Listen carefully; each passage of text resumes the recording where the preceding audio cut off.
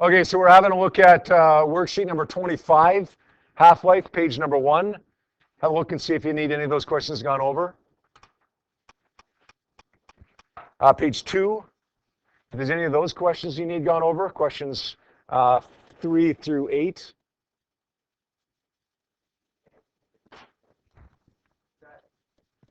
Sorry, question? Number 3, 2.56.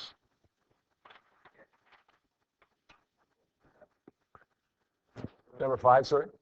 Need number 5 gone over? Okay, we'll make a note of which ones we need gone over, and then we'll go over them all at the end here. Yeah, 6, 5, 6, 3. Okay, we got 3, 5, 6. Next page, page 3.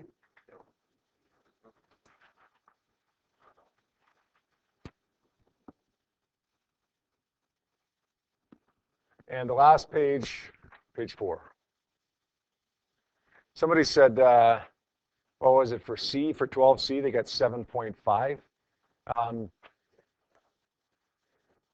You know what I'd like you to do for a question involving a graph is get the data off of the graph. Okay, if you divide by 2 again, divide by 2 again, you end up with 7.5. Okay, but that's not based on the graph. Now, if you go up and over, okay, 3 half-lives would be 3 years. If you go up and over and you get 7.5 that way, then that's the way that I want you to do it. But when I went up and over, I got 8. Okay, now on a test, your graph paper is going to have far more grid lines, so it's going to be a lot easier to tell what it should be. Okay, if you went up and over, you did it correctly. Okay, whether you got 7.5 or 8. What I don't want you to do in that question is just keep dividing by 2 because it's based on the graph. Now, you should theoretically end up with the same answer, but I want you to do it graphically just in case. Yep. Question 8 on the other page. Okay, so we got 3, 5, 6, 8, and 11. All right, let's get at it because there's quite a few of those, and we have a bit of new material to cover here today. All right, guys, number 3 says the original activity of polonium-210 is 100 becquerel.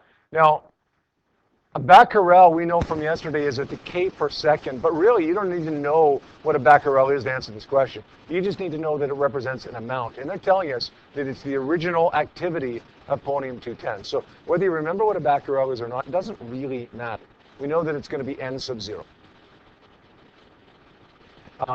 N sub 0 is 100 becquerel. How much is left after 2 years? This is going to be the time, and we're looking for N, the amount that remains after 2 years.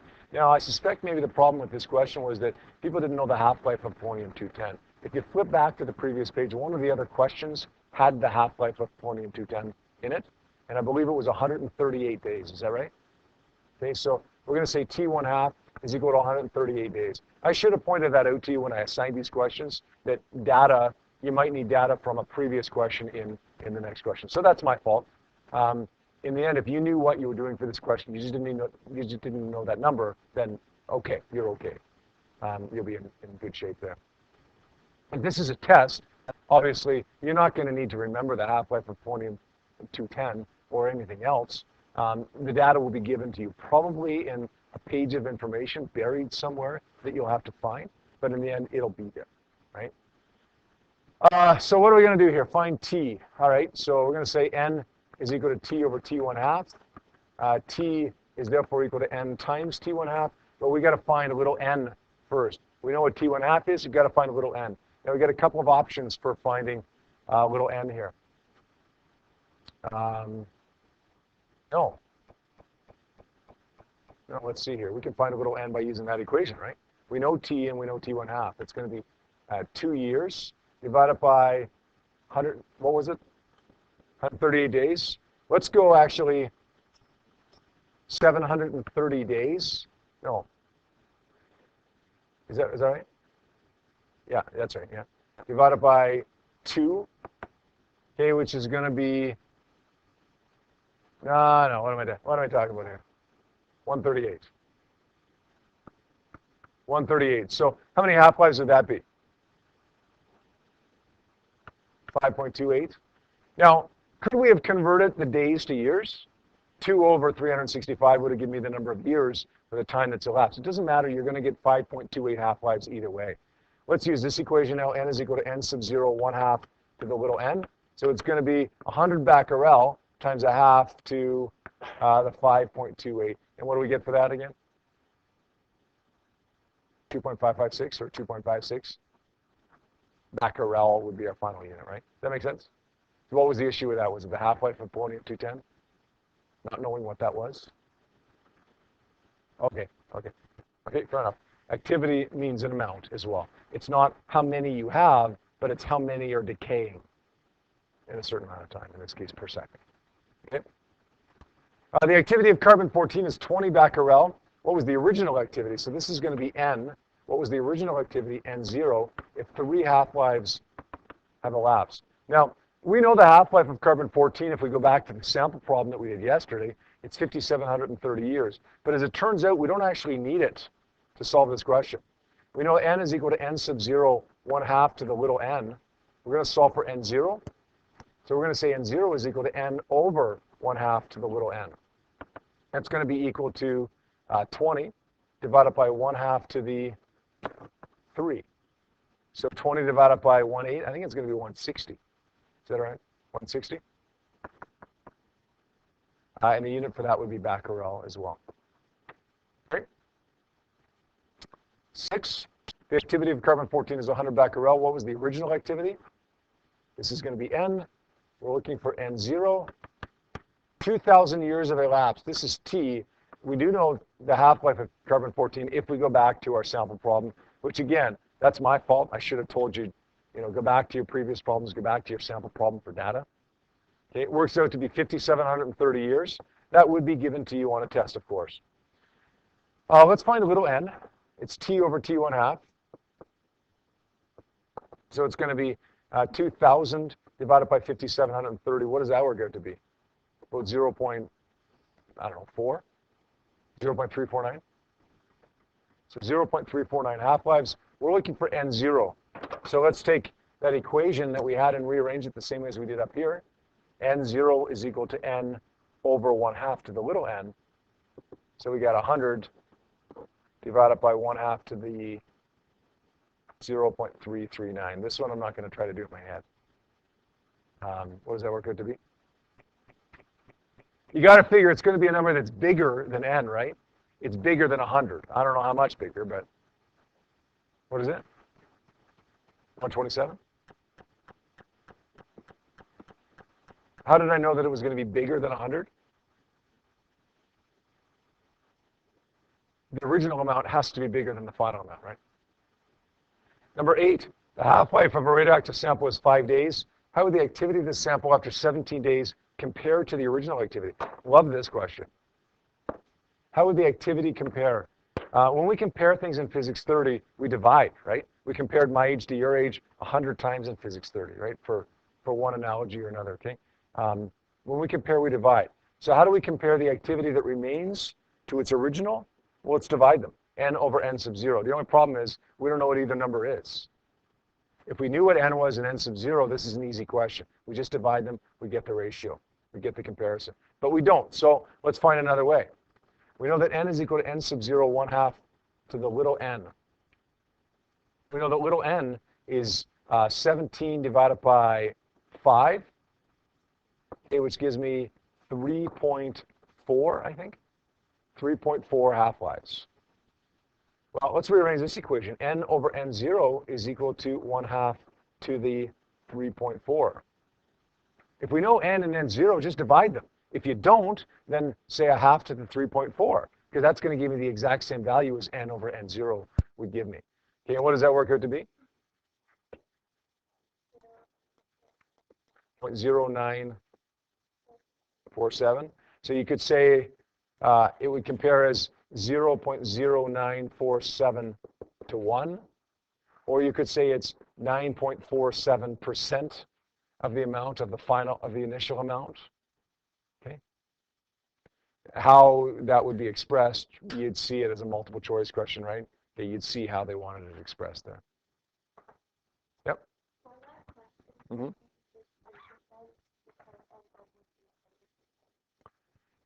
Yeah, you could have actually. Yeah, but then you would solve for n, and then divide them, right? So if you said N0 was 100%, you would solve for n. Yeah, you would solve for n, and you get 9.47%. Yeah, no, that would work. That would be fine. Yeah. I just, honestly, I saw the word compare, and every time I see compare, I divide. But it ends up being effectively the same thing there, yeah. Yeah, good observation. All right, and finally, question number 11. Let's not do all of these, because in the end, they're all the same, right? The method is the same for all of them. How many years would it take for 20 grams of carbon-14 to decay to whatever? Well, this is N0. Okay, this is going to be N. And we're looking for T in each case, but we know in each case that the half-life is 5,730 years. Let's do, you know what, let's do this one, okay? Let's do this one. We're just picking one. We go through the same method for all of them, right? Let's say N is equal to T over T1 half. We don't know what N is, so we got to find it. We go to the other equation, N sub 0, 1 half to the little n. You got a couple of options here. You can use logarithms, or we can use the divide by 2 method. How many people want to use logs? How many people want to divide by 2? That's about 50-50. We just divided the class by 2. It's about 50-50 that, let's do the divide by 2 method, okay? Because if you're good at logarithms, you already know how to do it. If you're not good at logarithms, then I don't want you to even try logarithms. Just keep dividing by 2. All right, after 0 half-lives, we got 20. After 1 half-life, we've got 10. After 2 half-lives, we've got 5. After 3 half-lives, we've got, man, where do we stop? After 4 half-lives, we've got 1.25. That's where we stop. Because now we're down to 1.25. We're doing question n, so we're at 4 half-lives. Little n would be 4 times 5,730 years. What is that going to give me? 23,000 something? 22,800? 22,920. Thank you. Years or annums, right? A sometimes appears after that. So 2.3 times 10 to the 4 years. Okay? Anybody change their mind now and want to use the divide by 2 method instead of the logarithm method? No, you still want to use logarithms? No. You guys think you're so smart, don't you? You Math 30 AP people.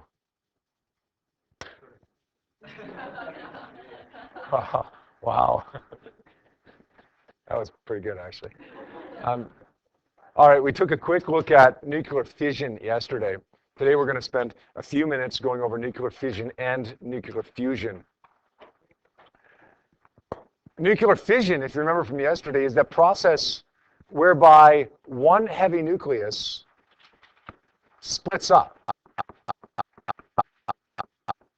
It splits up into 2 or more lighter nuclei.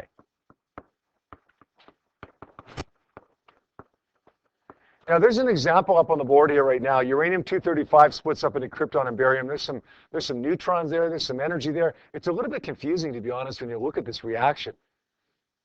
But what I want you to do to determine that this is a fission reaction is ignore the neutrons. They're important, but they're not important in determining what kind of reaction it is.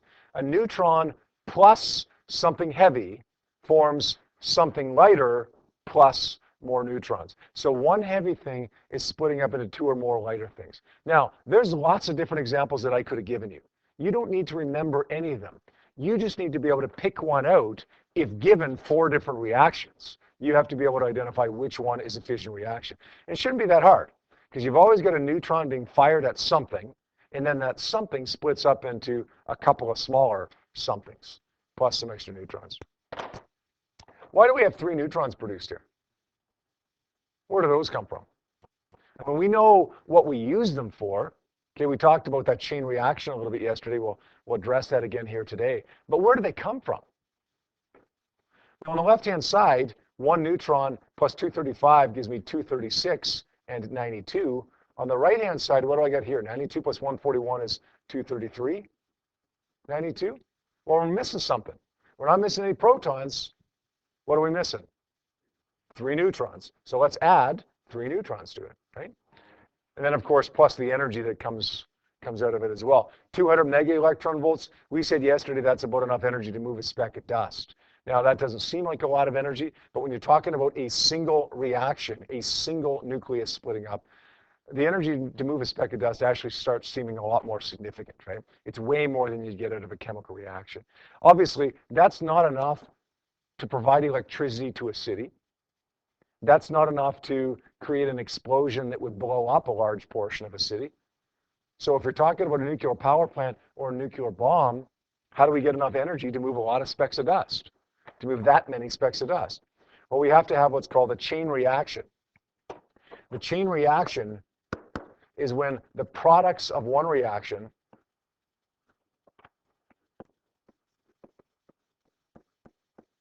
cause more reaction.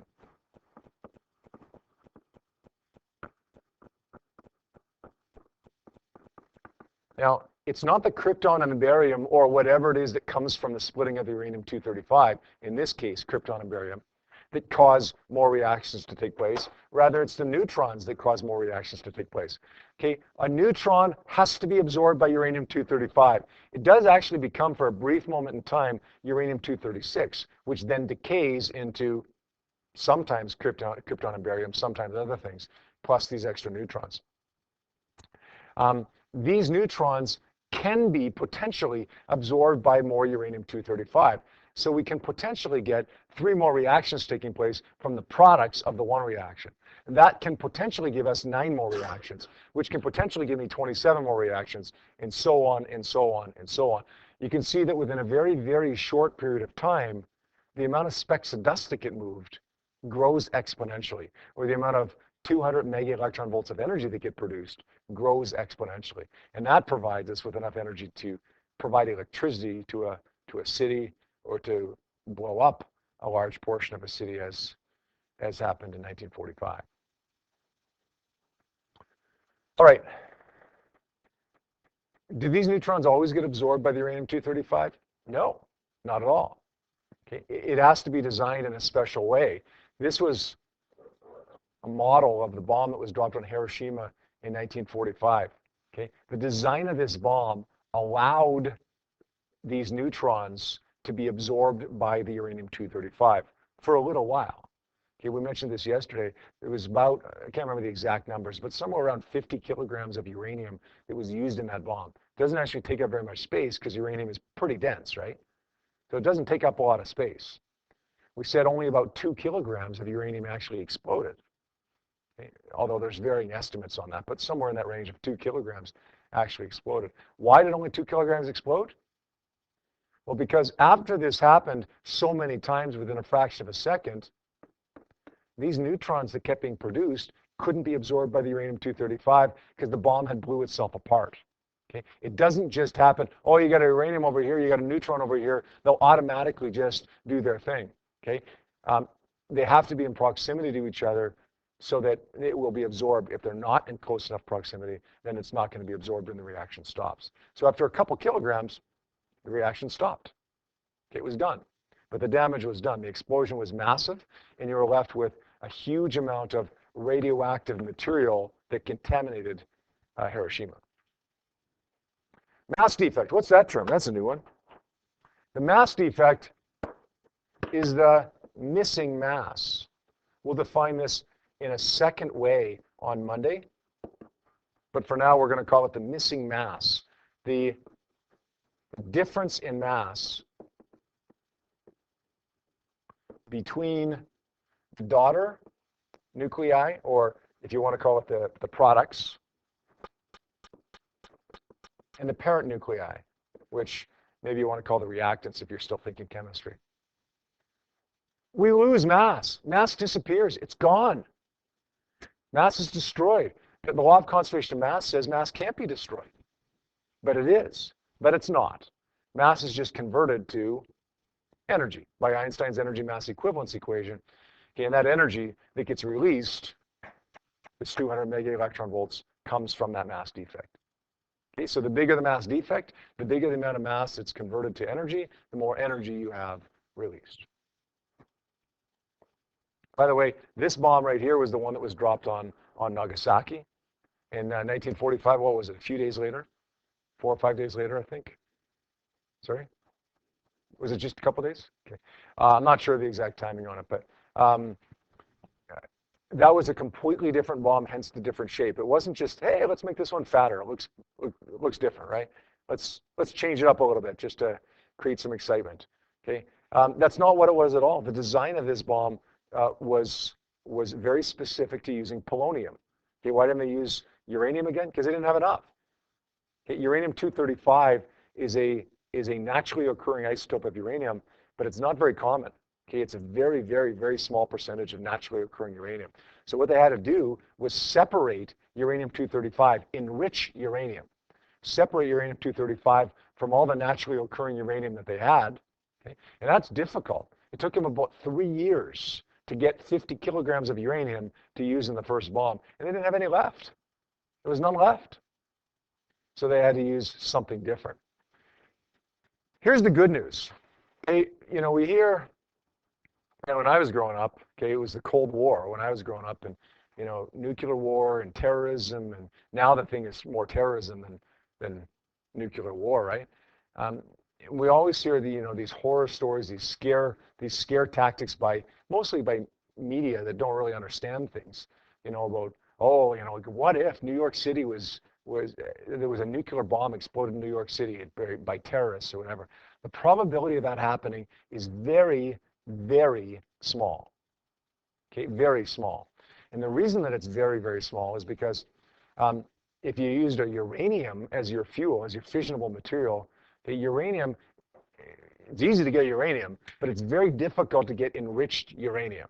Okay, it took the United States government 3 years to get 50 kilograms of it.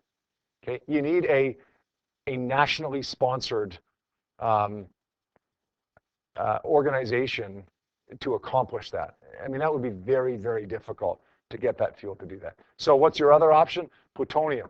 Well, plutonium is a lot easier to get. Okay, fissionable plutonium is a lot easier to get. But the good news there is the bomb is really difficult to make. The design of it is very difficult to sustain this reaction. So the uranium bomb is easy to make, but hard to get the fuel. The plutonium bomb is easy to get the fuel, but hard to make the bomb. So the chances of that happening, okay, unless terrorists got a hold of an already constructed bomb, would be very, very small. Okay, one more process that we'll briefly touch on here, called nuclear fusion. Fusion is the combining of nuclei. We'll say it's the combining, I should have said, or the fusing together of two light nuclei into one heavy nucleus. So you take a look at this. We got hydrogen 2 plus hydrogen 2 forming helium 3. Yeah, there's a neutron produced there as well, but we're looking at the nuclei, not the neutrons. Two things combine to form one. This produces some energy as well. The energy that's generated in a fusion reaction ends up being much bigger than a fission reaction, right? In 1952, the Americans developed the H-bomb as opposed to the A-bomb that was developed in 1945. Okay, the H-bomb was essentially this. Okay, it produces a lot of energy. Okay, fusion is also the process that's used in the sun to generate the light that you see right now outside, and the heat, and so on.